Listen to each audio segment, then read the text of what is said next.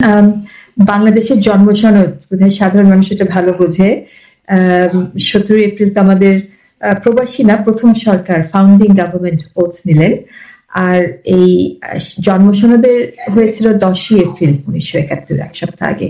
In fact সেদিনই oath নেওয়ার কথা ছিল। আমি যেটা শুনেছি বাড়ি ভাই, সেটা হচ্ছে তখন শত্রুপক্ষ নাকি চুয়াডাঙ্গায় হওয়ার কথা ছিল, ওখানে এয়ার বম্বার্ডমেন্ট হয়, তো যার কারণে এটা এক সপ্তাহ পিছিয়ে দেওয়া হয়। এবং পরে বাবারা এবং বিএসএফ এর হেড এবং তাজউদ্দিন কাকা এনারা তিনজন মিলে, তখন তো পুরোনো দিন, ম্যাপ খুলতে হয়। ম্যাপ খুলে এই জায়গাটা চয়েস বাবাই করেছিলেন, কারণ উনি তো তখন আওয়ামী লীগের আপনার কুষ্টিয়ার ডিভিশনের ওখানকার হুইপো ছিলেন, দলের আপনার দায়িত্বপ্রাপ্ত একজন ছিলেন, এবং ওই সমস্ত জায়গায় উনি চলে গিয়েছেন। So he knew it like the back of his hand. এবং যেহেতু এটা একটা আম্রপুঞ্জ, ওখানে আপনার অনেক গাছপালা আছে সবুজ, ওখানে আপনার জিপিএস তো তখন ছিল না, ওই এয়ার রেড করাটা অলমোস্ট অসম্ভব। এবং আপনার ভারতীয় যারা ছিলেন তিনিও দেখলেন যে এটা বর্ডারের কাছে যথাযথ প্রোটেকশন দেওয়া যাবে। এটা একটু সংযোজন করে তানিয়া, আমি যেহেতু স্পট গুলোতে গিয়েছি, প্রথম হচ্ছে 10 এপ্রিল সেই ঘোষণাটা, তখন ইলেক্টেড এমএনএ এমপি এদের বৈঠক হয়েছিল আগরতলা সার্কিট হাউসে, সেখানে কিন্তু ঘোষণাটা প্রথম আসে। তো চুয়াডাঙ্গা জায়গা যখন ঠিক হয়, চুয়াডাঙ্গা তখন ডক্টর আসাবুল হক বলে আওয়ামী লীগের একজন নেতা ছিলেন, ওনার নেতৃত্বে এজেন্টটা চলতেছিল। চুয়াডাঙ্গায় উনি একটা ভুল করার কারণে উনি এই ঘটনাটা, এই প্রস্তুতিটা একটা বিদেশি সাংবাদিকদের বলে দিয়েছিলেন। রেডিওতে প্রচার হওয়ার যার কারণে পাকিস্তানি বাহিনী চুয়াডাঙ্গাটা দখল করে ফেলেন, এবং চুয়াডাঙ্গা সেটা সম্ভব হয়নি। পরে ডক্টর অ্যাডভোকেট ইউনুস আলী বলে আরেকজনের নেতৃত্বে মেহেরপুরে আয়োজনটা হয়। সেই আয়োজনে 17 এপ্রিল মুজিবনগর সরকারের সব নেতারা সেখানে আসেন, সেখানে নতুন সরকারটা শপথ নেয়। এবং এটাকে একদম সিক্রেট রাখা হয়েছিল। এই তিনজন ব্যতীত তাজউদ্দিন কাকা, বাবা এবং বিএসএফ যিনি ছিলেন, উনি ছাড়া এটা কেউ জানতেন না। তো আপনি কারেক্ট, ঠিকই বলেছেন, ওনারা তো খুব ডাটে গিয়ে আপনার আমন্ত্রণ জানিয়ে এসেছেন এবং বলেছেন আপনারা হবে বাংলাদেশ সরকারের প্রতিনিধি, গাড়ি সকালে আমরা দেব। কিন্তু গাড়ি কোত্থেকে আসবে কিন্তু তখন ওনারা জানেন না। সারা রাত নাকি, আমি পরে শুনেছি, নীলারঞ্জন বাবু বলে একজন আছেন, তিনি হচ্ছেন কলকাতার এইসব ট্যাক্সি ড্রাইভারদের, ওই তাদের যে লেবার ইউনিয়ন ছিল তার নেতা। ওনার সঙ্গে সারা রাত দরবার হয়, এবং ওনার সঙ্গে দেখা হয়েছিল 4-5 বছর আগে। বাবাও গিয়েছিলেন কলকাতায় একটা চোখের ওনার অপারেশনের চোখ দেখাতে ডাক্তারের কাছে। তো নীলারঞ্জন বাবুর তখনই মনে হয় 90-এর উপরে বয়স, কিন্তু এত সব মেমোরি বাড়ি ভাই, ওনার সব মনে আছে। এবং উনি আমাদের সঙ্গে গল্পগুলো করলেন কিভাবে সব অ্যাম্বাসেডারের গাড়ি, ওই পুরনো অ্যাম্বাসেডার তো কলকাতার ওই ট্যাক্সি ড্রাইভারদেরকে উনি জড়ো করেছিলেন, এবং এটা ওনার এটা আপনার কৃতিত্বেই আমার তখন বাংলাদেশ সরকার এই গাড়ির ব্যবস্থা করে। এবং বাবা বলেছিলেন একটা চ্যালেঞ্জে পড়ে গেছিলেন ওনারা, কারণ গার্ড অফ অনার তো দিতে হবে, আমাদের ওসমানী সাহেবকে খুঁজে বের করা হলো, কিন্তু ওসমানী সাহেব ওয়াজ ভেরি স্লিম ব্যক্তি, ওনার কোনো আপনার পোশাকই ওনার গায়ে লাগছিল না, হি ওয়াজ সো স্লিম। তো কনসিকুয়েন্টলি তখন গড়িয়াহাট থেকে বোধহয় একটা আপনার টেলারকে জোগাড় করা হলো, কাপড় কেনা হলো, এবং ওনাদের চ্যালেঞ্জ ছিল সকালবেলা 6টার ভিতরে ওনার যাতে পোশাকটা তৈরি হয় যেটা নাকি ফিট করবে। সো বিহাইন্ড দ্য সিন অনেক ধরনের আপনার এরকম ক্রাইসিসের ভিতর দিয়ে ওনাদেরকে যেতে হয়েছিল। এবং আপনি আরো রিকল করবেন যে স্পেশালি আমেরিকান সাংবাদিকরা, আপনি যেহেতু ওই জায়গায় হয়তো ছিলেন সেই সময়, তারা জিজ্ঞেস করেছিল যে আমাদেরকে নিয়ে যাচ্ছে, ওটা কোথায় যাচ্ছি আমরা। এবং তখন তো তারা ওই জিপিএস তো ছিল না, ওরা কম্পাস ওদের হাতে ছিল, যে কম্পাস দিয়ে দেখবে এটা কোন জায়গায় যাচ্ছে, কি যাচ্ছে। তো এটাকে গোপন রাখার জন্য তৎক্ষণাৎ বোধহয় বাবা তখন বলেছিলেন, যখন তাকে প্রশ্ন করা হয়েছিল বাংলাদেশ সরকারের কি শপথ নেওয়া হবে ভারতের মাটির ভিতরে, তখন উনি বলেছেন নিশ্চয়ই না, এটা শপথ নেওয়া হবে স্বাধীন বাংলাদেশের স্বাধীন মাটির উপরে। তখন তারা বলেছিল জায়গার নাম কি, তো ওটাকে তো গোপন রাখতে হবে। তৎক্ষণাৎ উনি on his fit, thinking on his fit, উনি বলেছিলেন জায়গার নাম মুজিবনগর। And so মুজিবনগর নামটা it came about. So আপনার বয়স তখন কত বাড়ি ভাই? আপনি নিশ্চয়ই তখনকার মুক্তিযোদ্ধা। না না না, আমি তখন স্কুলের ছাত্র না। আমি পরে এই বেশটা আমি মুসলিমদের মুখে শুনে শুনে আমি বিভিন্ন সময় এগুলো রিপোর্ট করেছিলাম। Right. এবং এবং সবচেয়ে যেহেতু কৃষ্ণ এই অনুষ্ঠান স্থল যেটা ওইখানে বিভিন্ন সময় রিপোর্ট করেছিলাম। এবং অ্যাডভোকেট ইউনুস আলী যিনি আয়োজক ছিলেন, উনি একটা চমৎকার তথ্য দিয়েছিলেন যে ওই সময় হঠাৎ করে তাদের খেয়াল হলো ওখানে যে আমার সোনার বাংলা গাইবে এমন কেউ নেই, যে এই হ্যাঁ গানটা কেউ জান এমন কেউ নেই। তখন তাদের খবর পেলো সীমান্তের ওপারে কৃষ্ণের উপরে স্কুলের একটা মেয়ে, ও ক্লাস 8-এ পড়ে, সে গানটা জানে। তখন আগের রাতে লোক পাঠিয়ে মেয়েটাকে নিয়ে আসা হলো, তার বাবা সহ, গ্রামে ওরা ছিল। তারপর ওই জায়গায় যে অনুষ্ঠানটা করার মতো ফার্নিচার পাওয়া যাচ্ছিল না করার মতো, তখন গ্রামের মানুষের ঘরের চৌকি আর চেয়ার এগুলো সব এখানে আনা হলো। এমন সব চেয়ার আনা হলো যেখানে একটা হাতল হতো ভাঙা, একটা পা হতো ভাঙা। তো যেটা পাটা ভাঙা, সে পায়ের নিচে ইট দিয়ে চেয়ারটা বসার উপযোগী করা হতো। আরেকটা ঘটনা ছিল, এই যে বিদেশি সাংবাদিকরা ওদের কাছে আস্থায় আনার জন্য যে আমাদের মুজিবনগর সরকারটা, যে বাংলাদেশের সরকার বাংলাদেশের শপথ নিচ্ছে, আস্থায় আনার জন্য আরেকটা কাজ করা হয়েছিল। অনুষ্ঠান শুরু কিছুক্ষণ আগে, হাফ এন আওয়ার আগে, এই যারা শপথ নিবেন তারা কিন্তু ওইখানে পৌঁছান। পৌঁছার পরে ভেতরে একটা ইপিআর ক্যাম্প ছিল, পাকিস্তানটা তখন ছিল না, সিপিআর ক্যাম্পে গিয়ে তারা বসেন। বিদেশি সাংবাদিকরা অনুষ্ঠান স্থলে আসে, তখন তারা দেখলো বাংলাদেশে যারা শপথ নিচ্ছেন তারা বাংলাদেশের ভেতর থেকে আসছেন। এবং শপথের পরে তারা আবার দেখলো তারা বাংলাদেশের ভেতরের দিকে যাচ্ছেন। তো তারা ইপিআর ক্যাম্পে গেলেন। তো বিদেশি সাংবাদিক চলে যাওয়ার পরে, ওই দিন হাফানের মধ্যে পাকিস্তানে সেখানে পৌঁছে যায়, আত্মসংস্কৃত করে দেয় সবকিছু। কিন্তু ততক্ষণে তো শপথ হয়ে গেছে, সারা পৃথিবী জেনে গেছে নতুন একটা বাংলাদেশ সৃষ্টি হয়েছে, সেটার নাম হচ্ছে বাংলাদেশ। এবং সেই সরকারের নাম হয় মুজিবনগর সরকার। এবং ওই আপনার আমি শুনেছি আরো গল্প যে ওরা কম্পাস নিয়ে নিয়ে কোথা দিয়ে যাচ্ছে, কোন দিকে মন নিচ্ছে, এটা আপনার গাড়ির বহর ছিল তো, ওই যে ট্যাক্সিগুলা অ্যাম্বাসেডার গাড়ির বহর। তো মুজিবনগর সরকারের বা প্রথম সরকারের কিন্তু যেটা বললাম নিরঞ্জন বাবু কিন্তু এখানে বিনা পয়সায় এই সার্ভিসটা বাংলাদেশ সরকারকে তখন দিয়েছিলেন। তো ওরা ডান দিকে যায় না বাম দিকে যায়, সব ডায়েরিতে এটা নোট করছে। তো যাতে তাদের এই নোটগুলো একেবারে ভুন্ডল হয়ে যায়, যেখানে সোজা রাস্তায় যাওয়া যায়, বাবা তো লিড করছিলেন ওইটা গাড়ির বহরটা, তো উনি ঘুরিয়ে ঘুরিয়ে ঘুরিয়ে ঘুরিয়ে নিয়ে গেছেন। যেখানে হয়তো 1 ঘন্টায় যাওয়া যাবে সেখানে হয়তো 2 ঘন্টা বারো বেশি লেগেছিল। কারণ যাতে শত্রুপক্ষ কোনো মতেই টের না পায় যে জায়গাটা কোথায়, এটাকে একদম গোপন রাখতে হয়েছিল ওনাদেরকে। ওই সময় সবাই আগরতলার পশ্চিমবঙ্গের সাংবাদিক বা ওইখানে বিদেশ সাংবাদিক যারা কাজ করতেন বিভিন্ন দেশে, তখন থেকে সারা আমিনুল ইসলাম নামটা জানেন। কারণ হচ্ছে 16 এপ্রিল যখন উনি বলে চলে যান, তখন তো মোবাইল ফোন নেই, আর কোথায় হবে কি হবে কেউ আর জানার চেষ্টা করতে পারেন নাই। সেটা উনি ঝড়ের বেগে এসেছিলেন, ঝড়ের বেগে চলে গিয়েছেন। না পরের দিন তো ওনার নেতৃত্বে সাংবাদিকরা অনুষ্ঠানে আসে, ওনার নেতৃত্বে সাংবাদিকরা আবার অনুষ্ঠান থেকে চলে যায়। তখন থেকে বিভিন্ন মিডিয়াতে কিন্তু আমিনুল ইসলামকে কোট করেও কিন্তু অনেক রিপোর্ট হয়েছিল তখন। জি জি জি। আর ওনারা তখন একটা ছদ্মনাম নিয়েছিলেন, আপনার ওনার নাম ছিল হচ্ছে আপনার মোহাম্মদ আলী। জি, মোহাম্মদ আলী ছদ্মনাম। সো ওই ছদ্মনাম দিয়ে উনি কিন্তু পুরো 9 মাসের কাজটা করেছিলেন। উনি কোনো পোর্টফোলিও নেন নাই, কিন্তু তাজউদ্দিন আহমেদ আমাদের প্রথম প্রধানমন্ত্রী, ওনাকে দিয়েই আপনার আইন এবং আপনার বিদেশের ফরেন মিনিস্ট্রির যে কাজগুলা, যদিও মুশতাক ছিলেন বাট মুশতাককে হয়ে বিশেষ করতেন, ওনাকে দিয়ে করাতেন। বা যেহেতু ওনার পোর্টফোলিও ছিল না, ওনার চলাফেরাটা অনেক সহজ ছিল। এবং এই ছদ্মনাম দিয়েই উনি দাঁড়িয়ে ছিলেন, যে ফ্রেঞ্চ কাট দাঁড়িয়েটা কেটে ফেলেছিলেন। এবং পুরো সময়টাই মোহাম্মদ আলী নাম ছিল তাজউদ্দিন আহমেদের, কিন্তু উনি যখন প্রধানমন্ত্রী হয়ে গেলেন তখন তো উনি আর ওই ছদ্মনাম আর ওনার থাকলো না। কিন্তু আমার সিনিয়র ব্যারিস্টার হি কন্টিনিউড সেই ছদ্মনাম নিয়ে। এবং ইন্দিরা গান্ধীর সঙ্গে ওনার মিটিং গুলো হতো হবেই, যেহেতু এখানে ইন্দিরা গান্ধী প্রথমে যোগ করি, তাজউদ্দিন আহমদ এবং ব্যারিস্টার আমিনুল ইসলাম, এই দুজন নেতাই কিন্তু বাংলাদেশের পক্ষে প্রথম ইন্দিরা গান্ধীর সাথে বৈঠক হয় ওনার। ইন্দিরা গান্ধী যখন বৈঠক হওয়ার পরে তাজউদ্দিন আহমদের বাংলাদেশের পরিস্থিতির বর্ণনা করলেন এবং এত শরণার্থী আশ্রয় নিয়েছে, তাদেরকে শেল্টার দেওয়ার জন্য থ্যাংক জানালেন ইন্দিরা গান্ধীকে।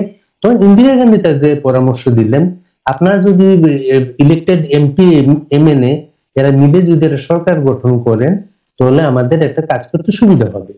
তার পরামর্শ নিয়েই কিন্তু ওই প্রক্রিয়াটা শুরু হয়তো। বারি ভাই, এখানে একটু with your permission and with respect একটু ডিফার করবো, কারণ ওনারা যখন চুয়াডাঙ্গায় আসে ঢাকা থেকে, ওনারা 30শে মার্চে পৌঁছে যায় এবং সেই জার্নিটাও ছিল পায়ে হেঁটে, ঘোড়ায় চড়ে, নৌকায় করে। এবং তখনই ওনারা তাদের একজন রহমত আলী নাম নিয়েছিলেন এবং ওনাদের যে পোশাক ছিল, বাবাকে তো সবসময় মানুষ দেখেছে 3 পিস স্যুটে। তো ওনারা একটা গোপন যে বাসায় ওনারা প্রথমে আশ্রয় নেন, যিনি মালিক ছিলেন তিনি বলেছিলেন যে আমার পরিবার নিয়ে আমি সরে যাচ্ছি, ফুলের টবের নিচে একটা চাবি রেখে যাচ্ছি, আপনাদের যদি দরকার হয় ওই বাসায় আপনারা উঠবেন। তো তাজউদ্দিন কাকাকে নিয়ে যখন ওই বাসায় যান, সকালবেলা উনি উপরতলায় গিয়ে যে বাথরুমে ছিল একটা ফ্রেশ রেজার ব্লেড ছিল ওখানে, উনি ওনার দাড়িটা কেটে যখন দাড়ি মুচকে নিচে নামছে, তাজউদ্দিন কাকে নাকি ওনাকে চিনতে পারে নাই। তো তখনই ওনারা এই আপনার সিদ্ধান্ত নেন যে ওনাদের একটা ছদ্ম নাম হবে এবং যে পোশাক ছিল ওই বাড়ির ভেতরে আলমারিতে বা আলনায় যেগুলো পেয়েছে, লুঙ্গি গেঞ্জি তারা পরেছে দুজনেই, পরে তাদের একজনের নাম রহমত আলী, একজনের নাম মোহাম্মদ আলী, এবং ওনাদের পরিচয় হচ্ছে মামা ভাতিজা যদি ধরা পড়ে। এবং তাদের তাদের গ্রামে গৃহস্থ আছে, গরু আছে, ওনারা গরুর দুধ বিক্রি করে, এইটাই হচ্ছে ওনাদের প্রফেশন। এবং জনসমুদ্রের সঙ্গে তারা মিশে যায় একদম। উনি বলেন যে একটা এক্সোডাসের মতো, মানুষ যাচ্ছে, হয়তো ওখানে একজন বুড়ি আছে, তাকে হয়তো তারা তুলে দিচ্ছে, তার পরিবারের কাছে নিয়ে যাচ্ছে। শিশু হয়তো তার মাকে হারিয়ে ফেলেছে, শিশুকে কোলে নিয়ে যাচ্ছে মার কাছে দিয়ে। এরকম অনেক লম্বা পথ যাত্রা হাঁটা। তারপরে বিভিন্ন জায়গায় আওয়ামী লীগের যে নেতারা ছিল ওখানে গিয়ে ওনাদের পরিচয় দিয়ে তাদের সংঘবদ্ধ করা। এবং কোনো সময় নৌকা, কোনো সময় চরের উপর দিয়ে যাচ্ছে ঘোড়ায় চড়ে, হেঁটে। এবং 4 দিন পরে ওরা যখন চুয়াডাঙ্গায় পৌঁছায় তখন ওখানে আমাদের পরের যাকে আমরা এসপি মাহবুব হিসেবে চিনি, এবং ওখানে ছিলেন এসডিও ছিলেন হচ্ছে আমাদের তৌফিক এলাহি ভাই। তো ওনারা তখন বলছে আমাদের অস্ত্র লাগবে, ওপারে যেতে হবে, ভারত থেকে ট্রেনিং নিতে লাগবে। তো বিএসএফ এর সঙ্গে তাদের একটা আলোচনা হয়েছিল এবং বিএসএফ ওয়াজ রেডি তাদেরকে রিসিভ করার জন্য। তখন বাবা একটা গো ধরে বসলেন, উনি একটা প্রশ্ন আটলেন যে তারা আপনার ভারতে মনোনয়ন আপনার একটা এরকম তাদের একটা পলায়ন করার মনোবৃত্তি নিয়ে তারা ভারতে প্রবেশ করবে না, তারা ওখানে আপনার পালিয়ে যাবে না। তো তখন উনি একটা প্রশ্ন সেট করলেন, যেটা বারেবার মাহবুব ভাইকে, পরে যাকে আমরা এসপি মাহবুব হিসেবে চিনি, ওনাকে বারেবার রিপিট করাতে রাখলেন যে আপনি ওই পারে গিয়ে বিএসএফ এর যারা আছে তাদেরকে একটা প্রশ্ন, এই প্রশ্নটা বারেবার বলে মুখস্থ করাচ্ছে, আপনি এটা অবশ্যই বলবেন যে বাংলাদেশের সরকারের 2জন উচ্চ পর্যায়ের প্রতিনিধি ভারতে প্রবেশ করতে ইচ্ছুক, সর্বোচ্চ লেভেলে তাদের আলাপ আলোচনা করার জন্য, কিন্তু তারা তখনই প্রবেশ করবে যদি তাদেরকে রাষ্ট্রীয় মর্যাদায় গ্রহণ করা হয়। এবং এটা ইংরেজিতে এই প্রশ্নটা এটা মুখস্থ করে ওনাদেরকে পাঠানো হয়েছিল।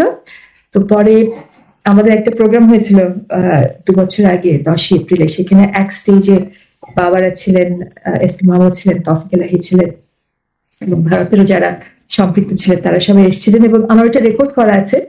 তৌফিক ভাই বলছে যে আপনার সন্ধ্যা হয়ে যাচ্ছে, জঙ্গলের ভিতরে সাপ ব্যাং ডাকছে, তারপর ফাইনালি ভারতের থেকে তারা এসে পুরা গার্ড অফ অনার ওনাদেরকে দেওয়া হলো। তারপর ওনাদেরকে সম্মান দিয়ে মর্যাদা ভাবে ভারত যখন তাদেরকে গ্রহণ করলো তখনই তারা ভারতে প্রবেশ করে। এবং তাৎক্ষণিক ভাবে আপনার এই বার্তাটা ইন্দিরা গান্ধীর কাছে পৌঁছে যায়।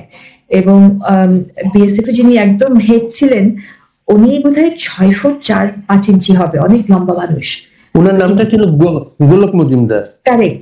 সো ওনাকে বলেছিলেন, দেখেন বাঙালিরা আপনার মতো এত লম্বা হয়তো না, কিন্তু তাদের চিন্তা চেতনায় they are very tall in their thought and their aspirations and their ideals. আপনি তাদেরকে সসম্মানে ফুল ডিগনিটি এবং মর্যাদায় তাদেরকে আপনি গ্রহণ করবেন এবং ইমিডিয়েটলি আমার কাছে নিয়ে আসবেন। এবং পরে ওনারা এটা জানতে পারে এবং দমদম এয়ারপোর্ট বন্ধ হয়ে মানে ব্ল্যাক আউট হয়ে যায়। ইন্দিরা গান্ধী চান নাই কোনো ভারতের কোনো এজেন্সি জানুক তাদের সঙ্গে সরাসরি। এবং প্রথম মিটিং এ তাজউদ্দিন আহমেদের বিচক্ষণতা অনেক ছিল।